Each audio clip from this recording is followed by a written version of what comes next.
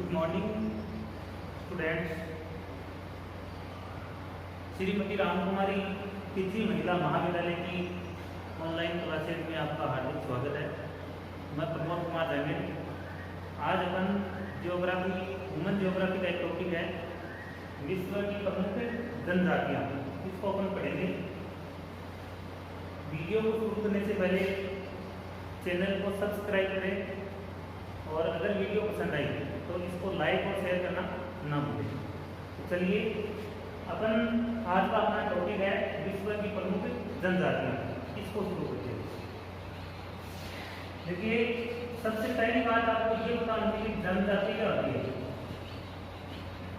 जनजाति, इस जनजाति का क्या होता है?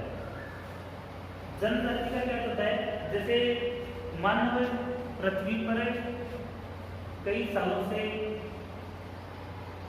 रह रहा है, जैसे लाखों वर्ष हो गए उन्हें, जब मानव का जीवन शुरू हुआ था उस समय से लेकर अब तक रह रहा है। इसी के दौरान मानव ने अपने परिवेश में या पर्यावरण के अंदर बहुत सारे परिवर्तन किए, विकास किया। जैसे अपनी जैसे मान लो कोई बच्चा है, उसकी उम्र जैसे 20 साल है, तो 20 साल के दौरान उसके सामान्य जीवन के अंदर बहुत सारे परिवर्तन आ जाते हैं। मतलब उन्होंने धीरे धीरे क्या किया, विकास किया। लेकिन अपनी पृथ्वी पर कुछ ऐसे लोग हैं जिन्होंने अपने जीवन में किसी प्रकार का कोई परिवर्तन नहीं किया। मतलब आज भी वो लोग अपना जीवन पारंपरिक तरीके से जी रहे हैं। ऐसे लोगों को अपन क्या कहते हैं? जनजातियाँ कहते हैं। जैसे उनका रहन सहन है, उनका खान पान है, उनका पहनावा है, वो सारा का सारा वही पहनावा है जो उनको प्राचीन समय के अंदर विरासत में मिला था। तो ऐसे लोगों को अपन जनजाति के अंदर शामिल करते हैं। तो स्टूडेंट्स, अब अपन देखते हैं विश्व की जनजाति कौन कौन सी जनजातियाँ पाई जाती है, विश्व में कितनी जनजातियाँ पाई जाती है। तो देखिए,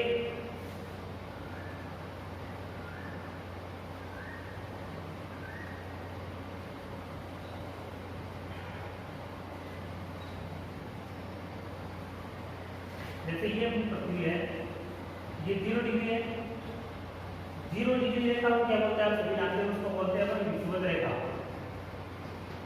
विषुवत रेखा, इसके नीचे वाला ये भाग जो है 90 डिग्री पे, इसको अपन बोलेंगे दक्षिण ध्रुव है। और ऊपर वाला 90 डिग्री पे जो उसको क्या बोलते हैं अपन? उसको बोलते हैं अपन उत्तरी ध्रुव है। ठीक है, ये 3 ध्रुव हो गए। इसके अलावा सभी जानते हुए 23.5 डिग्री पे कर्क रेखा, यह आ जाएगा 66.5 पे आर्कटिक मध्य आ जाएगा। ये 23.5 डिग्री मकर रेखा और ये 66.5 डिग्री कौन सा है? अंटार्कटिक वृत्त। इस प्रकार ये अपनी अक्षांश रेखाएं होती होंगे। तो इनके आधार पर अगर अपन देखें तो विश्व के अंदर जो जनजातियाँ हैं वो जनजातियाँ जो है मुख्य रूप से अलग अलग क्षेत्रों में अलग पाई जाती है। जैसे मान लो विषुवत रेखा है, तो विषुवत रेखा पर किस प्रकार की जलवायु पाई जाती है? यहाँ पर हमेशा जलवायु कैसी मिलेगी आपको? गर्म। क्यों मिलेगी गर्म? क्योंकि सूर्य का प्रकाश यहाँ पर सबसे अधिक प्राप्त होता है। इसी प्रकार ये दोनों ध्रुव जो है यहाँ पर जलवायु कैसी पाई जाती है? ठंडी पाई जाती है। तो इसी आधार पर विश्व के अंदर अलग अलग प्रकार की जनजातियाँ पाई जाती है। जैसे मान लो अपन देखें, सबसे पहले जनजाति आती है तो उसको बोलते हैं अपने ध्रुवीय प्रदेशों की जनजातियां। ध्रुवीय प्रदेशों की जनजातियां मतलब ठंडे क्षेत्रों में कौन कौन सी जनजातियां पाई जाती है। तो आपको मैंने पहले से बताया था कि ध्रुवों पर भी जनजाति पाई जाती है, विषुवत रेखा पर पाई जाती है, और इन सभी भागों के अंदर अलग अलग क्षेत्रों में अलग अलग जनजातियां पाई जाती है। तो ध्रुवीय प्रदेशों की कौन कौन सी जनजातियां होती है वो देखो। तो ध्रुवीय प्रदेशों के अंदर मुख्य जनजाति है, उसका नाम है एस्किमो। एस्किमो एक जनजाति होती है, उसको बोलते हैं अपन सेमोयन। ठीक है, सेमोयन आदि।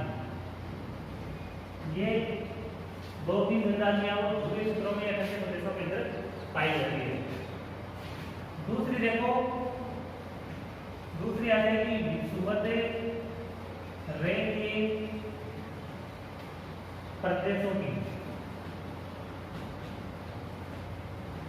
जनजातियां। विषुवत रेखीय प्रदेशों की जनजातियां, तो विषुवत रेखा पर कौन कौन सी जनजाति पाई जाती है, मतलब गर्म क्षेत्रों के अंदर कौन कौन सी प्रजाति पाई जाती है। इसके अंदर जैसे एक जनजाति आपकी पिग्मी, सेमांग और एक है सताई। ये 3 जनजातियां मुख्य है। इसके अलावा और भी आपको छोटी मोटी जनजाति यहाँ पर मिल जाएंगे। तो 2 हो गए, ध्रुवों के हो गए और विषुवत रेखा के हो गए। उसके बाद में देखो स्टूडेंट्स क्या होता है, इन दोनों के बीच में जैसे विषुवत रेखा और ध्रुव है, इन दोनों का ये भाग है, उस भाग के अंदर दोनों साइड में दोनों ध्रुव में यहाँ पर विश्व में मरुस्थल पाए जाते हैं। तो मरुस्थल में पाए जाने वाली जनजाति को क्या कहते हैं, मरुस्थलीय जनजातियां। जैसे मान लो विश्व में जो मरुस्थलीय जनजाति है उसके अंदर सबसे प्रसिद्ध जो जनजाति है वो जनजाति है आपकी कालाहारी मरुस्थल। कालाहारी मरुस्थल, कालाहारी मरुस्थल की जनजाति। तो स्टूडेंट्स कालाहारी प्रदेशों के अंदर या कालाहारी मरुस्थल अफ्रीका महाद्वीप में पाया जाता है। इसके अंदर कौन सी जनजाति पाई जाती है, तो प्रसिद्ध जनजाति है, इसका नाम है बुशमैन। ठीक है, प्रसिद्ध है बुशमैन जनजाति। कहाँ की निवास स्थल है उसका, कालाहारी मरुस्थल अफ्रीका महाद्वीप के अंदर। ठीक है, तो मरुस्थल के आगे विश्व के अंदर मरुस्थल भी है। इसके अलावा अरब का जो मरुस्थल है, इसे अरब के मरुस्थल के अंदर भी जनजाति है, जैसे बद्दू, लेकिन उसको मैदानों में ले सकते हैं अपन। तो आपको ध्यान रखना है कि कालाहारी मरुस्थल की जो जनजाति है वो कौन सी है, प्रमुख बुशमैन। इसके बाद में देखो इन दोनों क्षेत्रों में घास के मैदान पाए जाते हैं। उष्णकटिबंधीय घास के मैदान, घास के मैदानों की जनजाति। मतलब इन विभिन्न क्षेत्रों में जो गर्म क्षेत्र है, इन क्षेत्रों के अंदर घास के मैदान पाए जाते हैं। जैसे अफ्रीका महाद्वीप के अंदर सवाना घास का मैदान है। तो ऐसे क्षेत्रों के अंदर जो जनजाति पाई जाती है उसके अंदर आ जाएगी आपकी एक तो मसाई और एक जनजाति आपकी बद्दू जनजाति। ठीक है, बद्दू जनजाति ये अरब में पाई जाती है। बद्दू जनजाति अरब का जो मरुस्थल है इस क्षेत्र के अंदर मुख्य रूप से पाई जाती है। ठीक इसी प्रकार उष्णकटिबंधीय के साथ में एक शीतोष्णकटिबंधीय घास के मैदान भी है। शीतोष्णकटिबंधीय घास के मैदानों की जनजातियां, इनके अंदर एक जनजाति है जिसका नाम है किरगिज जनजाति। ठीक है, किरगिज जनजाति। इसके अलावा अगर और अपन जनजातियों की बात करें तो देखो और जनजातियों के अंदर अपने जैसे पर्वत पठार वगैरह पाए जाते हैं। उसके अंदर जैसे पर्वत व पठारी क्षेत्रों की जनजातियां, पठारी क्षेत्रों की जनजातियां। तो इस क्षेत्र में जो जनजातियां पाई जाती है उसके अंदर कौन कौन सी जनजाति आ जाएगी, जैसे मुख्य रूप से भील पाए जाते हैं, भील, संथाल, गुज्जर, गोंड आदि आदि बहुत सारी प्रजातियां जो है पहाड़ी क्षेत्रों के अंदर मुख्य रूप से पाई जाती है।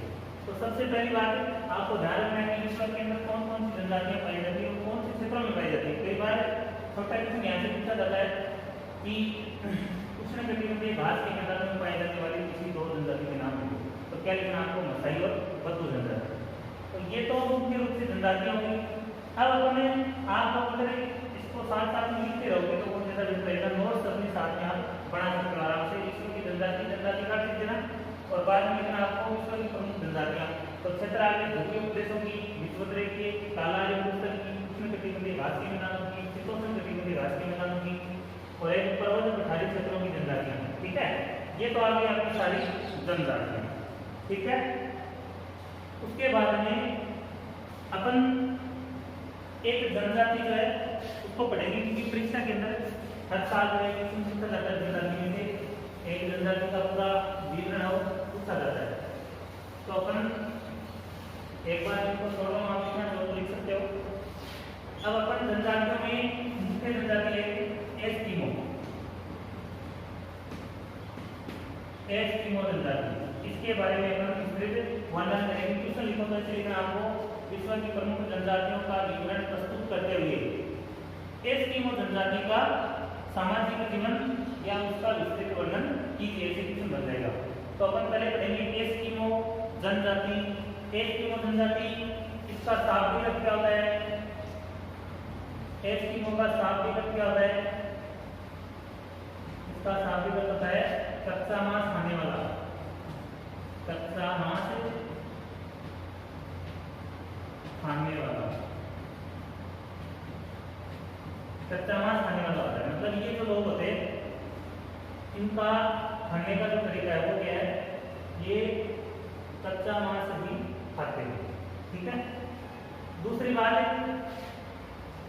इनका सामान्य परिचय पर ले लेते हैं। सामान्य परिचय या शारीरिक विशेषण ले लेते हैं। शारीरिक विशेषण, शारीरिक विशेषण। तो आपको दो तीन चीजें मैं आपको बता देता हूँ, ध्यान रखना। छोटा क्वेश्चन यहाँ से कई बार बनता है। पहली बात तो ये कौन सी प्रजाति से संबंधित है?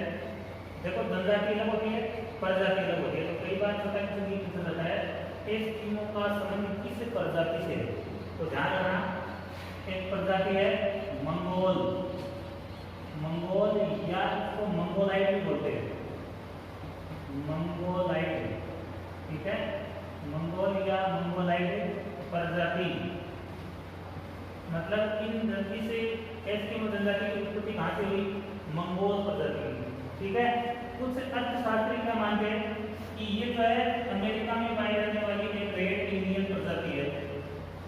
ये रेड इंडियन प्रजाति की लोग है जो प्राचीन समय में अंदर अमेरिका के मध्य भाग में रहते थे, ठीक है। दूसरी बात, अब मंगोल प्रजाति है तो मंगोल प्रजाति की कुछ खासियत होती है कि मंगोल प्रजाति की खासियत क्या क्या होती है? मंगोल प्रजाति के जो लोग होते हैं इनका चेहरा कैसा होता है? पहली बात तो इनका चेहरा होता है सपाट। कैसा होता है? इनका चेहरा सपाट होता है। और दूसरा, सपाट के साथ में कैसा होता है? गोल भी होता है, ठीक है। चेहरा सपाट होता है, गोल होता है और साथ में चौड़ा भी होता है, ठीक है। गोल भी होता है, चौड़ा भी होता है और चेहरा कैसा होता है? सपाट होता है। इनका कद कैसा होता है? शरीर का कद, तो शरीर का कद जो होता है इनका मछला होता है। मछली का मतलब जानते हो? मछली का मतलब होता है ना ज्यादा लंबा होता है ना ज्यादा छोटा होता है। तो इनका कद मछला होता है। इनके दांत कैसे होते हैं? इनके दांत होते हैं सफेद। कैसे होते हैं बताओ? सफेद व मजबूत होते हैं, ठीक है।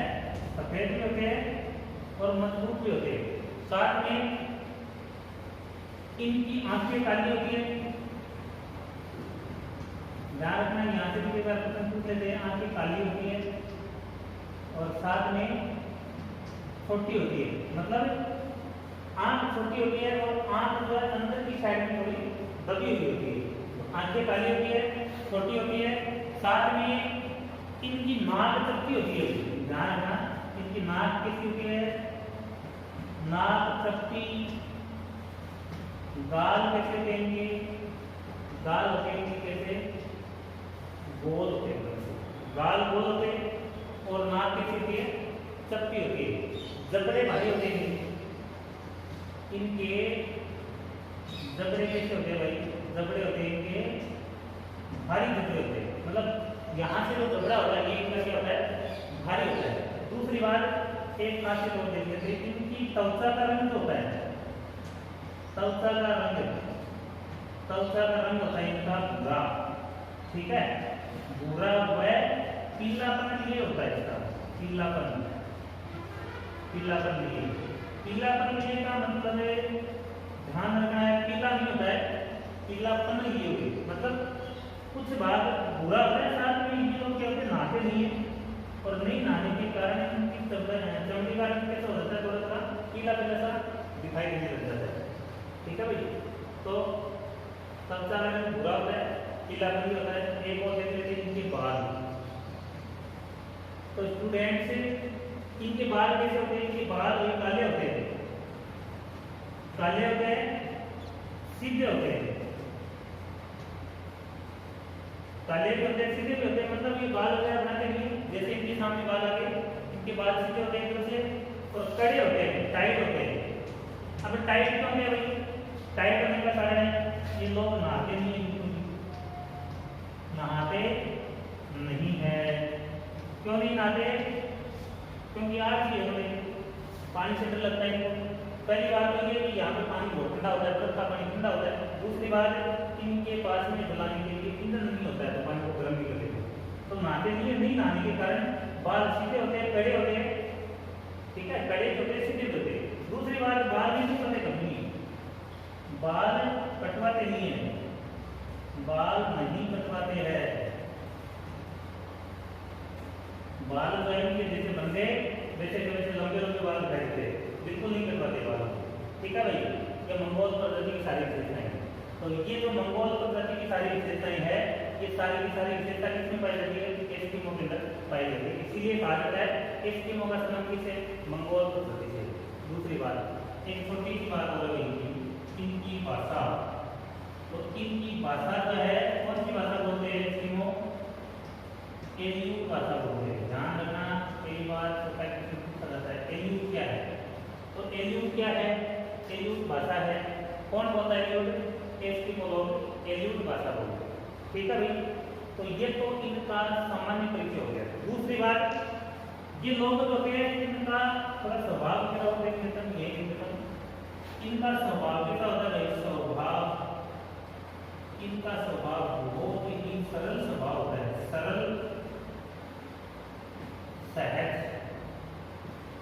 ठीक है, और हंस मुखी स्वभाव होता है, हंस मुखी रहते, कभी भी गंभीर मुद्रा नहीं होते, किसी भी प्रकार की आपदा है बड़ी ही आसानी से इनके चेहरे पर किसी प्रकार की सिकन नहीं होती है। तो बड़े हंस मुखी होते हैं, सरल भी होते हैं, सहज होते हैं, और बच्चों के भांति इनका व्यवहार होता है, बच्चों की तरह इनका व्यवहार होता है, मतलब बच्चों की तरह व्यवहार करते हैं एक तरह से। दूसरी बात, इनके मन में कपट नहीं होता है, बिल्कुल भी कपटी नहीं होते, कपटी नहीं होते, बिल्कुल भी साफ मन के होते हैं। मन इनका कैसा होता है, इनका साफ मन होता है। ठीक है, और इसके साथ में साफ मन के होते ही हैं, और ये लोग कभी झूठ नहीं बोलते, झूठ नहीं बोलते, झूठ तो बोलते नहीं है। साथ में ये चोरी भी नहीं करते, सबसे बड़ी बात है कि चोरी नहीं करते। ठीक है, ये सारी इनकी और खासियत है। देखिए स्वभाव वगैरह सरल होता है, हंसमुख स्वभाव के होते हैं। हंसमुख स्वभाव के होने के साथ में ये लोग क्या करते हैं कि किसी भी प्रकार की विपदा आ जाए, संकट आ जाए, जैसे मान लो संकट का मतलब है ये जहाँ पर निवास करते हैं, इनके लिए सबसे बड़ी समस्या क्या है, यहाँ का प्राकृतिक वातावरण। जैसे शीतकाल में क्या होता है, यहाँ पर अंधकार छाया रहता है। जैसे आप लोगों ने पढ़ा कि धूपों पर 6 महीने दिन होता है, 6 महीने का रात होता है, तो 6 महीने यहाँ पर अंधकार छाया रहता है, और टेम्परेचर जो है बहुत ही कम, जैसे 0 डिग्री से नीचे तापमान होता है। तो ऐसे वातावरण के साथ में समायोजन करके तो बड़ी आसानी से सरल स्वभाव के साथ में, हंसमुख स्वभाव के साथ में उसका सामना कर लेते हैं आराम से। तो स्टूडेंट्स ये सारी उनकी विशेषता होगी। तो आपको थोड़ा सा ध्यान रखना है कि इनमें से कई बार क्वेश्चन पूछते थे इनकी शारीरिक विशेषता क्या है, कौन सी प्रजाति से संबंधित है, और इनकी खासियत क्या है। तो मैंने सारी विशेषताएं लिखी थी यहाँ पर। आप लोग लिखना चाहो तो आराम से वीडियो को एक बार 2 बार देख लेना, आराम से उसके नोट्स बना लेना भैया, और साथ साथ में रिपीट करते रहना ताकि आपके आसान से याद हो जाए। तो ये तो इनकी शारीरिक विशेषता होगी। अब अपन देखते हैं इनका निवास क्षेत्र, एस्किमो का निवास क्षेत्र यहाँ क्रम बता देते हैं।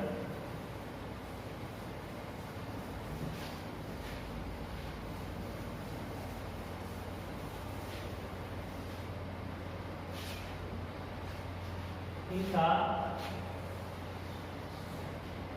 निवास क्षेत्र, निवास क्षेत्र। तो निवास क्षेत्र में आपको ध्यान में रखना है एस्किमो मुख्य रूप से कहाँ पर पाए जाते हैं। देखो नाम लिख रहा हूँ पहले। ये पाए जाते हैं पश्चिमी अलास्का, उत्तरी कनाडा, दक्षिणी ग्रीनलैंड, ठीक है, दक्षिणी ग्रीनलैंड, उत्तरी यूरोप और साथ में उत्तरी साइबेरिया, उत्तरी साइबेरिया, ये इनका निवास क्षेत्र है। ठीक है, मुख्य रूप से कहाँ पर पाए जाते हैं? अलास्का, उत्तरी कनाडा, दक्षिणी ग्रीनलैंड, उत्तरी यूरोप और उत्तरी साइबेरिया, इन क्षेत्रों के अंदर ये लोग मुख्य रूप से निवास करते हैं।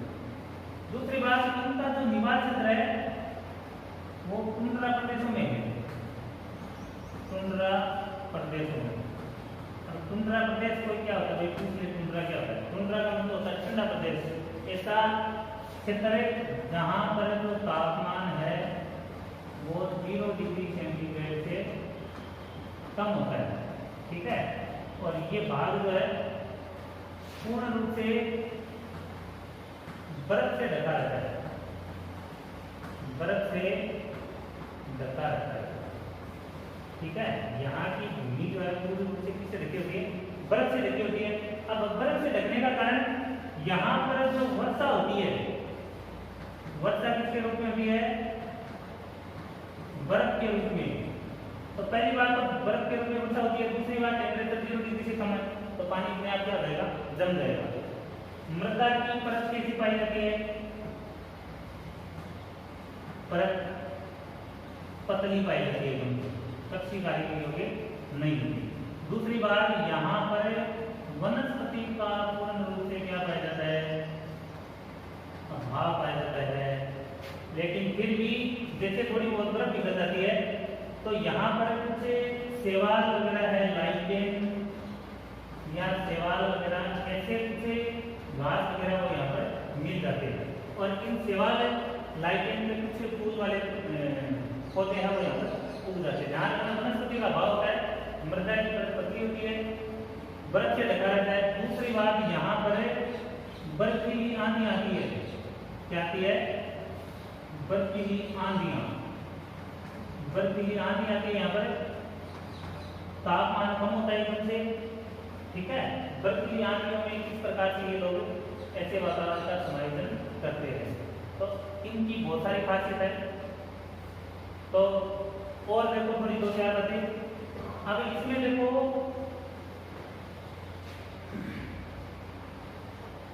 इनका जो निवास क्षेत्र है, इन क्षेत्रों में इसके अलग अलग नाम होते हैं। थोड़ा सा ये ध्यान रखना, इनके नाम अलग अलग है। जैसे इसको मैं लिख रहा हूँ यहाँ पर अलास्का, वह कनाडा के अंदर, कनाडा और ग्रीनलैंड, इनके अंदर जो है इसका नाम क्या होता है कि जहां से बोलते हैं इनको एस्किमो। ठीक है, दूसरा उत्तरी यूरोप, उत्तरी यूरोप के अंदर देश आते हैं, इसको बोलते हैं स्कैंडिनेविया, स्कैंडिनेविया। स्कैंडिनेविया के अंदर में 3 देश आते हैं। दूसरे कौन से देश आते हैं? इसमें नॉर्वे, एक आ गया आपका स्वीडन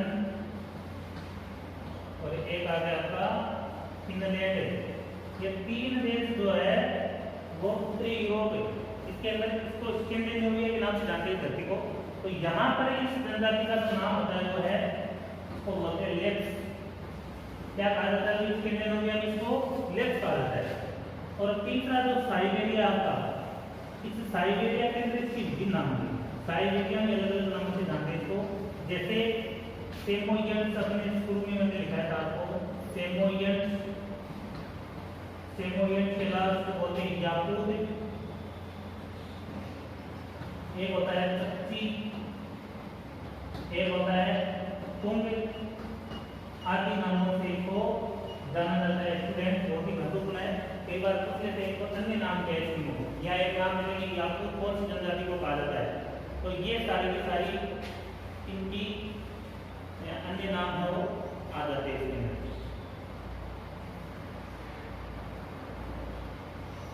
एक छोटी सी बात है, इनकी जनसंख्या कितनी करनी है।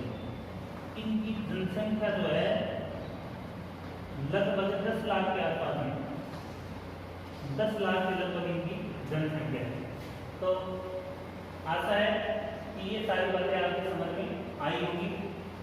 अगर वीडियो पसंद आया तो इसको लाइक और शेयर करना नहीं भूले, साथ में एक बेल आइकन आपके मोबाइल में देखना, बेल आइकन को प्रेस करना ना भूले, ताकि लेटेस्ट वीडियो जो आपको उपलब्ध हो सके, तुरंत उसका अपडेट मिल जाए।